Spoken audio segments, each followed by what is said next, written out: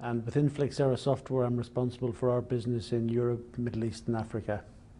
So for many years, a lot of large companies have been outsourcing various IT activities, from infrastructure through to application management. So it's not new per se, and it's a trend that's certainly continuing.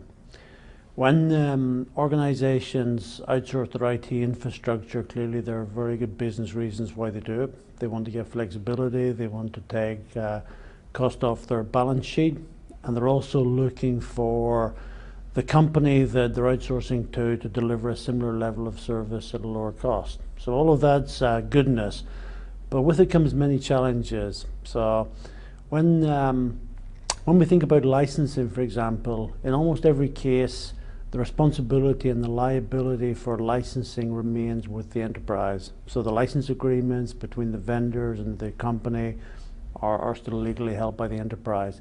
But the responsibility for managing those assets is often outsourced to the third party.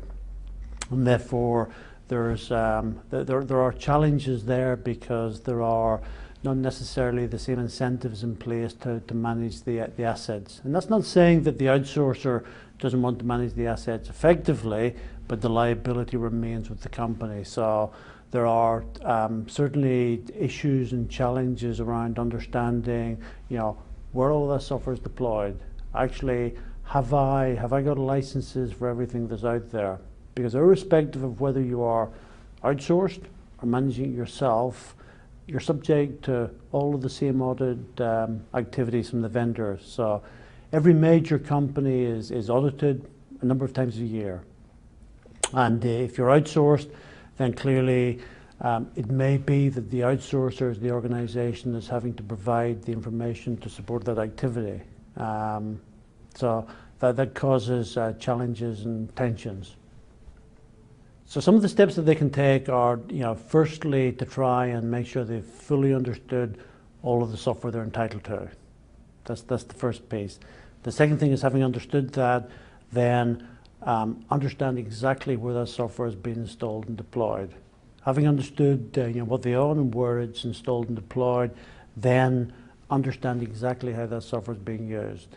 And through the process of understanding how the software is being used, it's possible then to make sure that you are ready for an audit position. You're able to purchase the software that you need to run your business. You're able to make sure that you can very, very effectively and efficiently provide to the vendor statement and information to support your usage. So putting in place a set of technologies and processes that enable you to understand the entitlement, figure out where the software is installed, and understand where it's used is the absolute base position that organizations should be looking at, irrespective of whether they're outsourced or insourced. John, the reason why system integrators should care about licensing is, it enables them to do a couple of things. It enables them to actually provide a very high value add service back to their customer. It enables them to differentiate from other system integrators that may just be offering, core basic infrastructure management services. So being able to go back to your customer and say, hey, I've found a way to actually help you save money on software applications by helping you consolidate or rationalize your suppliers. Or I've helped you get into a position where with a major negotiation that's coming up in a year's time or a year and a half's time, you're going to be in a better position to actually do that negotiation to buy software that's going to support your business going forward into the future. So it will enable them to deliver more value, make themselves more valuable to their customer, and therefore give them a higher possibility of keeping that customer in the long term.